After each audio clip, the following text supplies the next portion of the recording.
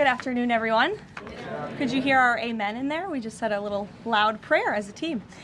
In this Holy Week, President Trump and the First Lady are joining in prayer with Christians celebrating the resurrection of our Lord and Savior, Jesus Christ. On Wednesday, the President will host an Easter lunch in the East Room with faith leaders across the country to celebrate Holy Week. With respect to the ongoing major combat operations in Iran, Operation Epic Fury is moving ahead successfully and according to plan. With each passing day, the United States military is increasing its advantage over the terrorist Iranian regime. More than 11,000 enemy targets have been struck to date, each strike further crippling the regime's offensive and defensive capabilities and creating more leverage for the United States and our allies. Compared to the start of the operation, Iran's ballistic missile and drone attacks are down by roughly 90%. The United States is also decimating the Iranian regime's navy. We have destroyed more than 150 of their naval vessels so far, including 92% of their largest vessels. The Iranian Navy has no vessels operating in major regional waterways and no ability to project naval power, which is why they've been assessed as combat ineffective. Our military continues to obliterate Iran's defense industrial base, with nearly 70% of their missile, drone, and naval production facilities and shipyards damaged or destroyed thus far, significantly reducing their ability to pose future threats in the region. U.S. and Israeli joint forces control the skies and have asserted air dominance over Iran, completing more than 11,000 successful combat flights thus far. The trend remains clear. The United States is conducting more intense, targeted strikes with devastating combat power with each passing day to destroy the threat posed by the Iranian terrorist regime, as President Trump sought out to do a month ago. It's no surprise that we are seeing the remaining elements of the regime become increasingly eager to end the destruction and come to the negotiating table while they still can. Despite all of the public posturing you hear from the regime and false reporting, talks are continuing and going well. What is said publicly is, of course, much different than what's being communicated to us privately. As a result, President Trump issued a 10-day pause to postpone planned strikes on Iranian power plants and energy infrastructure. This remains a truly once-in-a-generation opportunity for the regime to make a good deal with the United States, permanently abandon their nuclear ambitions, and stop acting as the world's leading state sponsor of terrorism. If the Iranians reject this golden opportunity, the greatest military in the history of the world continues to stand by to provide President Trump with every option available to ensure this regime continues to pay a grave price. One way or another, Iran will no longer have the credible ability to threaten the United States or our allies, which is, of course, the overall objective and mission the president set out when he launched Operation Epic Fury. Unfortunately, even as President Trump is working hard every single day to protect the United States from foreign enemies, Democrats on Capitol Hill have failed to do the same here at home by keeping the Department of Homeland Security unfunded. Over the past 6 weeks, Democrats in Congress have pushed our air travel system to its breaking point and inflicted massive pain on Americans with their reckless political games. 500 TSA officers quit their jobs. Thousands more were calling out sick at record rates due to the lack of pay. This resulted in security wait times exceeding 3 hours at major airports across the country, creating nightmares for millions of Americans. Overall morale among TSA staff plummeted as well, all of this creating an unacceptable heightened security risk. Because of the Democrats' unwillingness to do their basic job of funding DHS, President Trump determined that these circumstances constituted an emergency, compromising American security. That's why last week he accordingly signed a presidential memorandum directing the Secretary of Homeland Security to work with the Director of the Office of Management and Budget here at the White House to use those funds with a reasonable and logical nexus to TSA operations to provide TSA employees with the compensation and benefits that would have accrued to them but for the Democrat-led DHS shutdown. This bold and necessary action by President Trump will ensure our TSA workers receive their hard-earned paychecks. It should not have come to this point, but President Trump will always do what's right by the American people, and he found a way to do that to get TSA paid. Ensuring that these federal workers who perform critical public safety responsibilities can feed their families, pay their rent, and show up to work is something the president was honored to do. But this moment should be an eye-opening one for the American people. Let's be clear about what is happening. Democrat members of Congress are more than happy to put your safety at risk because they oppose the president's and his administration's efforts to enforce our nation's immigration law. Democrats refuse to fund ICE because they want millions and millions of illegal aliens to pour into the country just like they were under the Biden administration. They want murderers and rapists and thugs to remain in your communities rather than be removed by ICE and Border Patrol agents. The Democrats created this mess. They are the reason for long lines at airports and tens of thousands of employees going without pay. Once again, President Trump is cleaning up their mess because he cares more about the American people than destructive, petty, partisan politics. With that, I will take your questions today. Here in our new media seat, we have Wid Lyman. Thank you for being here. And why don't you kick us off? Thank you. Happy Easter. Thank you. You as well. 2 questions for you. Thank you. There are some concerns the administration is starting to change its position on deportations, border enforcement, possibly asylum policies. What would you say to Americans that are somewhat concerned that the shift has happened? Sure. Well, while there has, of course, been a change in leadership at the Department of Homeland Security with former Senator, now Secretary Mullen, joining the president's cabinet, I can assure the American people there has not been a change in policy. It has always been the policy of this president and this administration to deport the worst of the worst illegal alien criminals from our communities. That's something I know Secretary Mullen remains wholeheartedly committed to doing. And it's something that is overwhelmingly popular with the American people. And it's something that is necessary to protect our homeland and to prevent deaths of Americans in our country. Just last week, Sheridan Gorman, a young woman in Chicago, was shot and killed on the street walking with her friends outside of her university by an illegal alien from Venezuela who had no right to be here in the first place. And it's despicable that Democrats are currently defunding the department that's responsible for removing illegal aliens like that. And I would also add it's despicable that the lack of coverage of this young woman's case, of her life, and the way that it was tragically cut short. I saw a survey over the weekend that I'd like to bring to all of your attention. This is the media coverage of the case of Sheridan Gorman. You have ABC News has spent 1 minute and 19 seconds between 2 days when this case was first alerted. You have CBS 2 minutes and 1 second. You have NBC 23 seconds spent on the life of a young, beautiful American woman whose life was taken short by an illegal alien who should have never been here in the first place, when we are in the middle of a battle on Capitol Hill with a major political party, the Democrat Party, who wants to defund the agency that is responsible for protecting Americans. I think her life was worth more than 23 seconds on cable television, and I think the people in this room have a responsibility to report on cases like this, because it just exemplifies why the president believes so strongly in deporting illegal aliens from our communities. And thank you for the question. Dasha, go ahead. Caroline, I have 2 questions, one on Iran and one on DHS funding. On Iran, the president has said that the administration is talking to a new and more reasonable regime. How confident are you that they are legitimate and have enough grip on power? Marco Rubio said earlier that he's not sure and it's not clear whether they will be in power. So are you also talking to other factions?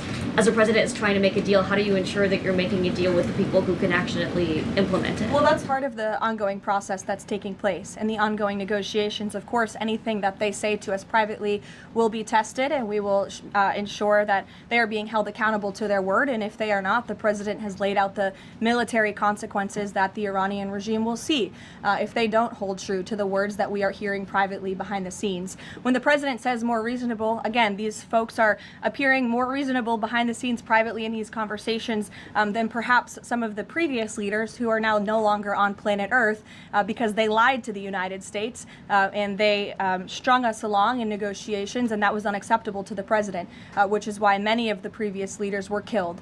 So again, this is another historic opportunity for Iran to do the right thing, to rid themselves of their nuclear ambitions and to come to a deal with this president and the administration. Or again, they will see the grave consequences of the United States Armed Forces, which they are continuing to see every day throughout this operation. On DHS, How long can the administration keep paying TSA without action from Congress? And not to be hyperbolic, but given the airports were really the pain point that was pushing both sides to talk to each other. I mean, do you see a way for DHS to reopen? Is it possible that this keeps going through the midterms? Well, we certainly hope so. I mean, of course, the president just can't keep signing presidential memorandums and proclamations every time Congress fails to do its job, and every time Democrats are holding our entire country hostage, picking and choosing which programs and agencies they want to fund just because they don't like this administration's policies. That's not how it's supposed to work. They voted 7 times against funding DHS over partisan and political reasons. And so, again, the president has stepped in to do the right thing at this moment in time, but the president is also encouraging Congress to come back to Washington to permanently fix this problem and to fund and reopen the Department of Homeland Security entirely. Caroline. Stephen. Thank you, Caroline. 2 questions, one on TSA, one on Iran. On TSA, for ordinary Americans watching the briefing, how long until everything goes back to normal at airports after the president's action? And then on Iran, on the time frame, President Trump initially said about 4 weeks. Secretary of State Rubio on Friday reportedly said it might be another 2 to 4. Is 2 to 4 the current ballpark that the administration is thinking? With respect to the timeline, again, the President, Commander-in-Chief, the Pentagon has always stated 4 to 6 weeks estimated timeline for Operation Epic Fury. We're on day 30 today. So again, you do the math on how much longer the Pentagon needs to fully achieve the objectives of Operation Epic Fury, which I will reiterate: destroy the Iranian Navy, destroy their ballistic missiles, dismantle their missile and drone production infrastructure, significantly weaken their proxies throughout the course of this operation, and then, of course, preventing Iran from ever obtaining a nuclear weapon. To your first question, Stephen, about TSA and airports, nothing will be truly normal again until Democrats do the right thing to fund this agency fully. Again, the president has stepped in the meantime to do what's right to end this crisis that we've had at air travel and at airports across the country in the meantime. But again, Congress needs to come back. Democrats need to fund the Department of Homeland Security so we can formally and fully get these great employees paid long into the future. Jonathan. Thanks a lot, Caroline. 2 questions regarding the financial costs of the war. Back during the Persian Gulf War, 1990, 1991, Arab countries paid for the vast majority of the cost of the war. Kuwait, Saudi Arabia, the UAE. Who's paying for the cost of this war? Will those Arab countries step up to do just that? Well, I think it's something the president would be quite interested in calling them to do. I won't get ahead of him on that, but certainly it's an idea that I know that he has and something that I think you'll hear more from him on. And then secondly, the cost of diesel is averaging at $5.38 a gallon right now. What's the message from the Trump administration to truck drivers who are dealing with those high fuel costs right now? Again, we understand, we hear you, we see you. We are fully tracking this short-term fluctuation in oil and in diesel prices. And that's why the president and the administration have continually announced robust actions to provide stability in the global energy market. As you know, political risk insurance, one of those actions, allowing countries to purchase sanctioned oil just to increase the supply. In the meantime, we've worked to release 400 billion barrels of oil and refined products as well. We issued the 60-day Jones Act waiver. All of this has, with the goal of increasing supply to create stabilization in the market in the meantime. But the overall message, as we've repeatedly stated, is, again, these are short-term actions and short-term price fluctuations for the long-term benefit of ending the threat that Iran poses to the United States of America, our troops, and our allies in the region, and ensuring that this regime can no longer control the world's free flow of energy through the Strait of Hormuz, which is something the administration continues to tackle day by day as well. Jennifer. Just 2 questions. Which Jennifer? I'll go to both of them. Go ahead. So 2 questions, one on China and one on Iran. On China, ahead of the president's trip to Beijing, will there be a working level meeting with Secretary Bessent, Jameson Greer, et cetera, and when will that be? I do expect cabinet officials to travel to China ahead of time. I don't have a readout on their schedules for you, but this is something we typically do with international travel, as you know. So I'll talk to the Treasury Department and the cabinet myself, and we'll get you that answer. But we do expect them to move ahead of time. Okay, and thank you. And on Iran, if Iran is kind of cherry picking what tankers get to go through the Strait now and contemplating big tolls on those tankers, is that consistent, or how is that consistent really with the president's message about really wanting the Strait to be fully open? Does the administration support a regime or system where Iran is effectively charging tolls on these vessels to access? That's not something we support, and I would reject that they are cherry picking. In fact, as you know, these tankers that are moving through, the 10 that were previously announced and now the new 20, the announcement of 20 additional tankers, which we expect to see over the coming days, are a result of the direct and indirect talks that are taking place between the United States and Iran. So you wouldn't have seen those tankers if not for the president's diplomacy and his team engaging on this matter, which we expect that compliance moving forward. And it's, again, something that we're working on very closely. Sure. And behind the tank in the back right there, you put up your hand very excitingly. Go ahead. Hannah from News Nation. Thank you. Thanks for taking my question. I have two for you real quick. There are reports that Republicans are weighing cuts to health care in order to make way for that $200 billion for the Pentagon and Operation Epic Fury. Is that a trade-off that President Trump supports? I've seen these reports. I haven't spoken to the president about it, nor have I heard this being discussed in any high-level meetings here at the White House. I don't want to weigh in definitively because I just haven't heard that being discussed here in the West Wing. And then secondly, I know President Trump says we're ahead of schedule in achieving his military objectives in Iran. He laid out that 4 to 6 week timetable for this conflict, and we're now within week 5. So how do you square kind of those two? Well, 4 to 6 weeks estimated timeline. Again, you just said we're on day 30 of the operation.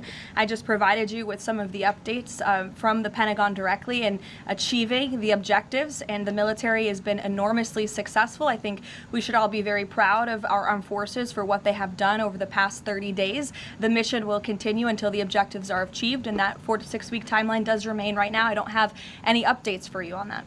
Yeah, like others, one on TSA, one on Iran.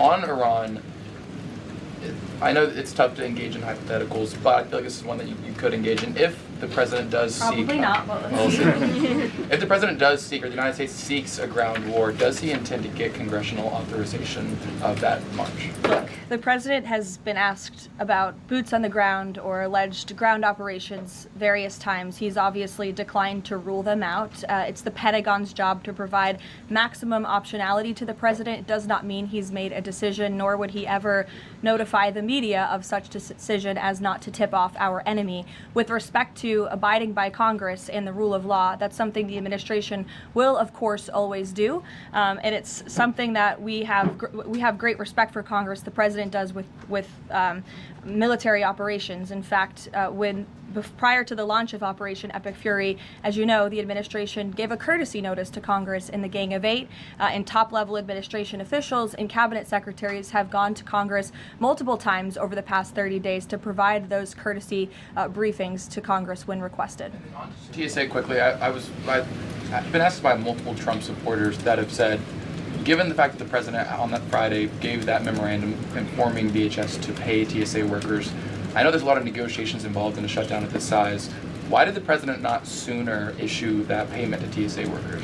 Well, it's because of the Democrats voting 7 times against reopening the Department of Homeland Security that we came to a place of an existential crisis. I mean, you saw the lines at various major airports across the country, American travelers really paying the price for Democrats' partisan games. And so the president worked with his legal team here at the White House and the Office of Management and Budget to find a solution to take care of the emergency that we were seeing in air travel across the country. And it's because of the president that TSA agents are being paid. But again, he's calling on Congress to do the right thing, to come back to Washington and to fund and reopen the Department of Homeland Security fully. Sure. Hi, Lindsay Ellis from the Wall Street Journal. I'm trying to square the 4 objectives laid out by the administration with the goal of reopening fully the Strait of Hormuz. Would President Trump declare victory and wind down military operations if the 4 objectives are met, but still passage remains quite slow through the strait?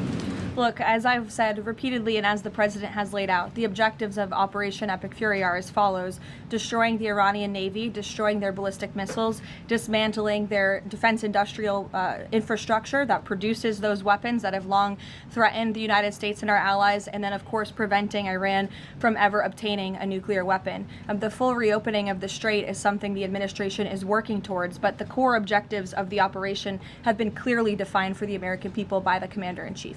Garrett. The president posted this morning about his threat that on leaving Iran, he said we might be blowing up and completely obliterating all of their electric generating plants, oil wells, Harg Island, and possibly all desalinization plants. Under international law, striking civilian infrastructure like that is generally prohibited. Why is the president threatening what would amount to potentially a war crime with the U.S. military? And how do you square that with the administration repeatedly saying that the U.S. does not target civilians? Look, the president has made it quite clear to the Iranian regime at this moment in time, as evidenced by the statement that you just read, that their best move is to make a deal, or else the United States Armed Forces has capabilities beyond their wildest imagination, and the president is not afraid to use them. That's not what I said, Garrett, and you're saying the word potential for a reason, because I'm sure some experts are telling you that in your ear to try to ask me that question. Of course, this administration and the United States Armed Forces will always act within the confines of the law. But with respect to achieving the full objectives of Operation Epic Fury, President Trump is going to move forward unabated, and he expects the Iranian regime to make a deal with the administration. To that end, which of those objectives would destroying a desalinization plant most help? Haley, go ahead. Thanks, Caroline. I want to follow up on Iran. When you're describing that the Iranians you're in contact with are being more reasonable this time around in discussions, what specifically are you hearing that is leading you to that conclusion, and how are you defining what's reasonable versus unreasonable in that regard? I'm not going to detail the private and sensitive conversations that are taking place between the United States and Iran right now. But generally speaking. Generally speaking, the president gave you the answer. What we're hearing from them is more reasonable. They have agreed to some of the points the United States laid out, as the president said last night aboard Air Force One. But again, as for the specifics, as these negotiations are ongoing, we're not going to broadcast them to the world unless the president chooses to do so, which he has the full right to do as the leader of the free world. Caroline. On Cuba, the president threatened to tariff any country that would send oil to Cuba, but now the U.S. is letting this Russian tanker to Cuba. Is this a policy change, or is he willing to let more tankers into Cuba now? This is not a policy change. There has not been a formal change in sanction policy. As the president said last night, we allowed this ship to reach Cuba in order to provide humanitarian needs to the Cuban people. These decisions are being made on a case-by-case basis. And as the administration has said, Cuba's non-functional economy cannot be fixed unless they undergo dramatic political and leadership change. But there has been no formal change with respect to sanction policy. So you could expect more tankers to go to Cuba? Again, these decisions are being made on a case-by-case basis right now. Thanks, Caroline. You addressed this a little bit in the opening, but just to follow up, because Americans are sort of seeing these conflicting messages between the United States and Iran. I know the president insists that negotiations are underway. As you just mentioned, he's also said that Iran has agreed to most of the 15 points. We just heard from Iran again. They're saying no negotiations are taking place. They're calling the proposal excessive, unrealistic. So how do you square that? How do you explain that discrepancy between the two? I think the American people are smart enough not to take the word of a terrorist regime that has chanted death to America for 47 years at their word. And I hope the journalists in this room are wise enough not to take an Iranian regime that has repeatedly lied about our country, about our values, about everyone in this room, frankly, for nearly 5 decades. So I think the American public are smart enough to understand that. And just to follow up on the objectives, you've laid them out, but I know the president has set a deadline for April 6th in just 1 week. What does the president need to see to not move forward with those strikes by April 6th? Well, I think he said it in his Truth Social post this morning. He wants to see a deal over the next 10 days. That timeline is waning, several days left, and we'll see. I won't get ahead of it. We'll see what happens in the end of the 10-day period. Caroline, thank you. One on Iran, one on the shutdown. The president continues to say the U.S. is in conversations with a more reasonable regime, but there are now hundreds of U.S. Special Operations Forces, including Navy SEALs and Army Rangers in the Middle East, as well as thousands of other troops already deployed. So is he trying to end or intensify the conflict? president is focused on achieving the objectives of Operation Epic Fury. With respect to forces that are on the ground in the Middle East, it's the job of the Pentagon to create maximum optionality for the commander-in-chief. It does not mean the president has made any additional decisions. Again, he remains focused on ensuring that the Pentagon continues to achieve the objectives of the operation that was launched 30 days ago, and we're well on our way to doing that. So if an American sit at home hearing him say, I want to talk, but I keep seeing them send troops to that region, what are they to make of what's going on? There's two tracks here. The president has always said that diplomacy is his #1 option and priority. Again, he tried earnestly, in good faith, to engage in diplomacy with the Iranian regime prior to this operation being launched in the first place. He wanted to strike a deal, and he sent his top negotiators to do so. They spent extensive amount of time and effort trying to strike a deal, and unfortunately, the previous regime, again, many of those leaders no longer with us here on Earth because they faced the consequences of the United States military. So if there's ever a chance for a deal, again, the president is open to listening, but it does not deter him from focusing on the military objectives that he set out 30 days ago and that our military is continuing to achieve day by day. On the shutdown, he signed the national emergency order last Thursday, making sure TSA officers will be paid. There's still other civilian DHS employees, however, who are not being paid. Yes. Will he sign something similar to ensure they also get paid? Look, the president will always look into ways that we can make sure that the American people are being taken care of and doing what's right by the American people. But again, it's ridiculous that the president even has to go to the length of working with the legal team and the Office of Management and Budget to identify these funds. It is the job of Congress to fund these agencies. And Democrats in Congress have voted 7 times against funding the Department of Homeland Security. Congress should come back and they should get it done. The president, again, made the decision to prevent this existential crisis we were seeing at our nation's airports across the country that was only going to get worse, and that's why he wants Congress to do his job. Thank you, Caroline. Since you mentioned... I'll go to you as well. Okay, you're welcome. Since you mentioned Easter and prayers, I wanted to ask you about something the Pope said yesterday. So Pope Leo said yesterday, and I quote him, God does not listen to the prayer of those who wage war. Can you comment on that? I think our nation was a nation founded 250 years ago almost on Judeo-Christian values, and we've seen presidents, we've seen the leaders of the Department of War, and we've seen our troops go to prayer during the most turbulent times in our nation's history. And I don't think there's anything wrong with our military leaders or with the president calling on the American people to pray for our service members and those who are serving our country overseas. In fact, I think it's a very noble thing to do. And if you talk to many service members, they will tell you they appreciate the prayers and support from the Commander-in-Chief and from his cabinet. Caroline, thank you. President Trump told the New York Post that a response is coming shortly to Tehran attacking Israel's largest oil refinery. Is there a timeline on that? Is that tied to the success or not of the negotiations? I don't have any updates for you on the president's comments. Some consider the IRGC in control of Iran. Well, look, as Secretary Rubio said today, the leadership is very fragmented. We have really neutered their intercommunication systems, and that's part of this process of diplomacy to continue figuring out exactly who's in charge. I know they appointed a new Ayatollah, haven't seen or heard much from him, and so that's part of this diplomatic process that's underway right now. I'll take a few more. Solon. Thank you. You listed the described humanitarian reasons for allowing that oil tanker to reach Cuba. Just to clarify, why was the administration okay with Russia sending that oil to Cuba and not other nations?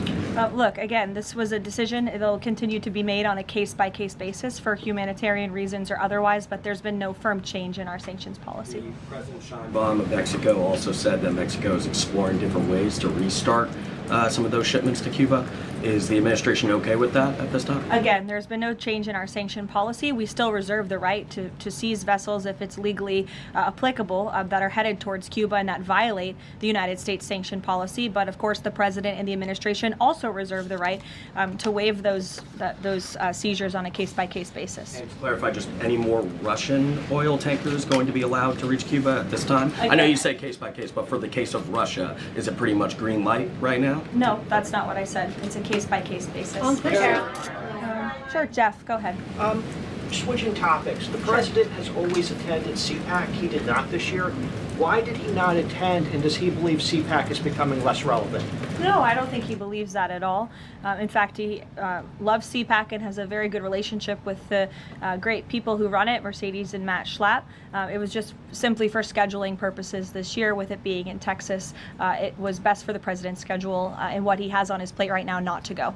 Carolina. Michael. Thank you, Caroline. If and when a deal is finalized with Iran, how does the U.S. provide protection to who it's negotiating with to ensure that they can carry out the president's peace plan? Again, that's something I'm sure our national security team is discussing. I don't have anything for you on that today. On the ballroom, can you tell us more about this massive military complex underneath the president's new ballroom? I cannot tell you more about that, actually, as a matter of fact. However, the military is making some upgrades to their facilities here at the White House, and I'm not privy to provide any more details on that at this time. Go ahead. Reagan. Thanks, Caroline. Question on the Middle East and then a question on Antifa. Netanyahu said Sunday that Cardinal Pizzaballa will be able to hold services for Palm Sunday in the Church of Holy Sepulchre after he was initially blocked by Israeli police. Did anyone from the administration or the president call over to Israeli officials to assist the cardinal in this? Yes, I did speak with Secretary Rubio this morning, and we did express our concerns with Israel with respect to these holy sites being shut down.